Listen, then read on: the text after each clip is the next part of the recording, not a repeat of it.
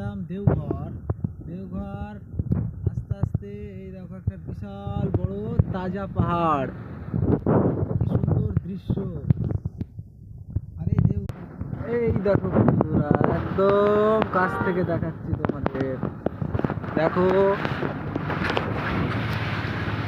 পাহাড়টা উঁচু কত, বিশাল উঁচু।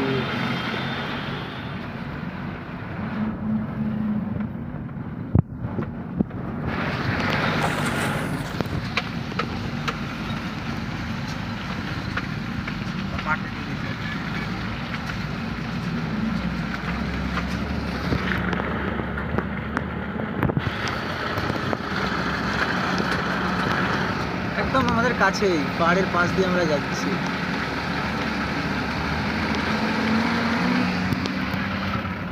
পুরো রাস্তার কাজ হচ্ছে।